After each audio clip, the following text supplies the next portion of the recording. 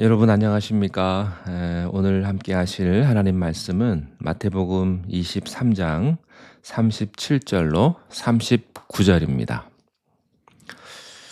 예루살렘아 예루살렘아 선지자들을 죽이고 내게 파송된 자들을 돌로 치는 자여, 암탉이 그 새끼를 날개 아래에 모음같이 내가 내 자녀를 모으려 한 일이 몇 번이더냐.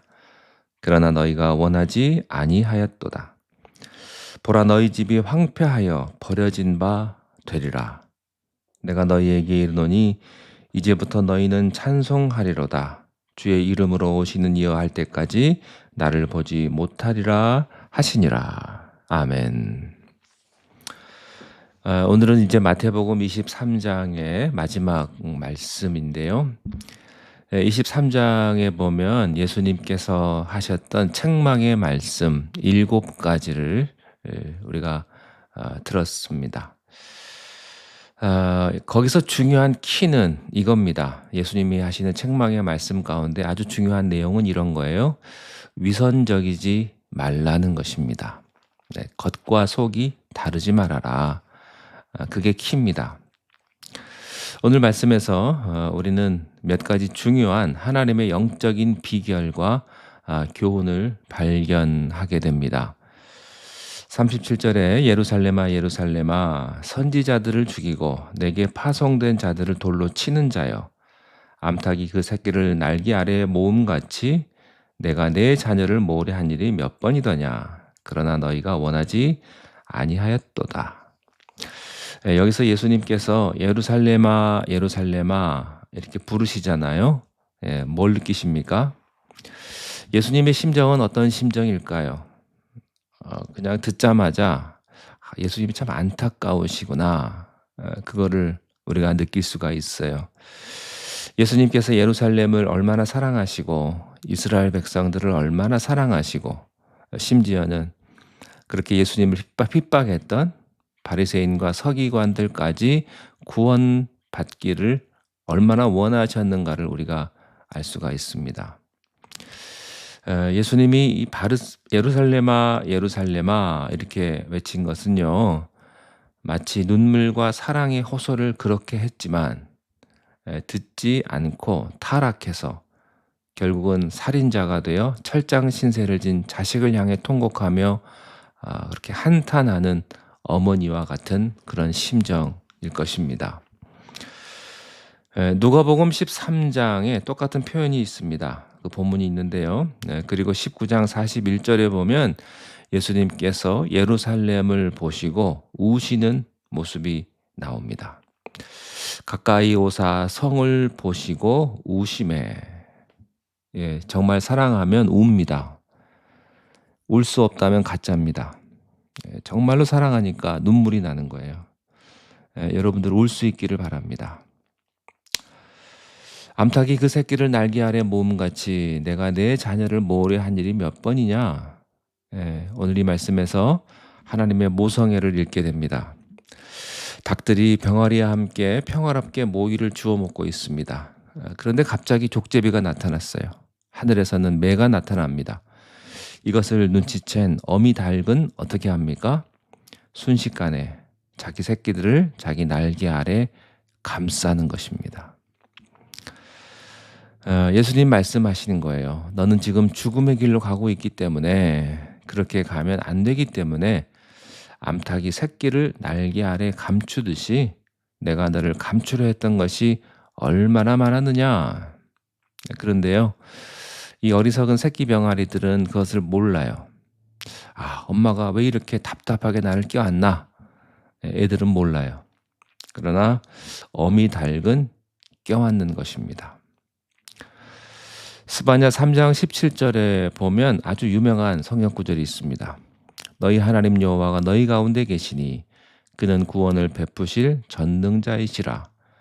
그가 너로 말미암아 기쁨을 이기지 못하시며 너를 잠잠히 사랑하시며 너로 말미암아 즐거이 부르며 기뻐하시리라 하니라. 하나님은 우리를 보시고 여러분을 보시고 그렇게 기뻐하시고 좋아하시고 사랑하신다는 것입니다. 37절 마지막 보면요. 이런 표현이 있어요. 그러나 너희가 원치 아니하였다. 바리새인과 서기관들로 상징되는 이스라엘 백성들은요. 두 가지 죄를 지었던 겁니다. 하나는 하나님이 보내신 자들을 선지자들이죠. 돌로 쳐 죽인 죄입니다. 또 하나는 예수 그리스도께서 오셔서 그들을 구원하고자 했을 때, 그의 자녀들을 날개 아래 모으려고 했을 때 그 초청을 거부한 죄입니다. 죄란 무엇입니까? 여기 오늘 말씀에 너희가 원치 아니하였도다 라는 말 속에 이 죄의 본질, 죄의 핵심이 있어요. 죄란 그냥 지어지는 게 아닙니다. 뭐 저절로 지어지는 게 아니고요. 거부하는 겁니다. 의도적으로 거부하는 겁니다. 어떤 사람은 도둑질을 합니다. 사람들은 그 상황이 어쩔 수 없었다고 그래서 도둑질했다고 말을 합니다. 그러나 그렇지 않아요. 자기가 도둑질할 의도가 있었던 겁니다. 사기칠 의도가 있었기 때문에 사기친 거죠. 어떤 사람들은 내가 상황이 그래서 죄를 지었다고 말해요. 근데 그렇지 않아요. 그런 상황이 주어졌을 때 내가 죄를 짓고 싶은 의지가 작동한 겁니다. 죄는 그냥 지어지지 않습니다. 죄의 본질 속에는요, 의지가 있는 거예요. 내가 그렇게 한 겁니다. 내가 하나님을 안 믿는 게 아니고요. 안 믿게 내가 결정한 겁니다. 너희가 스스로 그렇게 하였다. 너희가 스스로 의지적으로 예수 그리스도를 거부했다. 그게 죄입니다. 그래서요, 몰라서 지은 죄는 그건 괜찮은 죄예요. 뭐 사실 괜찮진 않죠. 죄니까. 아무튼 달라요, 그게. 죄는 몰라서 짓는 게 아닙니다. 다 알고 짓고 의지적으로 짓는 겁니다. 여러분이 가지고 있는 그 죄의 의지를 꺾으시기를 바랍니다. 사람들이 술, 담배가 습관이라고 하지만 이것도 사실은 의지적으로 하는 거예요. 의지적으로 끊으십시오. 예수 그리스도의 구원을 거부하는 것도 의지적인 불신앙이에요. 성령의 역사를 거부하는 것도 그냥 거부하는 게 아니라 내 안에 사탄의 의지가 있는 겁니다. 그러므로 우리는 내 생각을 사로잡아 꺾어야 합니다. 내가 의지적으로요, 죄를 꺾어야 되는 거예요. 내가 꺾겠습니다.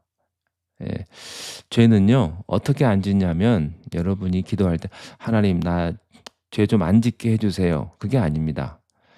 내가 죄를 안 짓겠습니다 하고 꺾어야 돼요. 그런 다음에 하나님 나의 믿음 없는 것, 할 수 없는 것을 도와주십시오. 이렇게 해야지 하나님이 여러분 담배 끊어줄 때까지 기다리지 않기를 바랍니다. 그러면 그냥 죽을 때까지 그렇게 가는 거예요. 여러분 스스로 의지적으로 꺾으십시오. 이것이 하나님께 나아가는 방법입니다. 만약에 우리가 죄를 향해 가는 그런 의지를 꺾지 않으면 무슨 일이 생길까요? 38절에 보라 너희 집이 황폐하여 버려진 바 될 것이다. 너희 땅이 황폐하게 될 것이다. 너희 땅에 그런 전염병이 들게 될 것이다. 너희 땅에 폐허가 될 것이다. 기울어지게 될 것이다. 너희 집이 이렇게 될 거다. 여러분 집은요 인간의 몸과 같은 겁니다. 이것은 우리의 집이, 우리의 땅이, 내 몸이, 내 인생이 황폐하게 될 것이다. 그래서 버려질 것이다. 이렇게 말씀하시는 겁니다. 여러분이 죄를 꺾지 않으면 망하게 됩니다. 부탁드립니다. 하나님께 책임 전가하지 마십시오. 여러분 자신의 책임입니다. 그리고 여러분이 결정하십시오. 의지적으로 결정하십시오. 믿음은 의지가 있어야 합니다. 신앙은 의지가 있어야 되는 거예요. 하나님이 다 알아서 해주세요. 이것처럼 무책임한 말이 없습니다. 내가 의지적으로 하나님을 섬기고 믿음으로 하나님 앞에 나아가시는 그런 놀라운 축복이 함께 하시기를 주님의 이름으로 축원합니다. 기도하겠습니다. 하나님 아버지, 우리의 연약함을 주님이 아십니다. 우리의 나약함 아시오니 우리가 의지적으로 믿음으로 살아가게 하시고 우리의 죄된 모습들을 우리가 스스로 결정하여서 끊고 하나님의 영광을 드러낼 수 있는 하나님의 자녀의 삶을 살아가는 우리 모두가 다 되게 축복하여 주시옵소서. 예수님의 이름으로 기도하옵나이다. 아멘.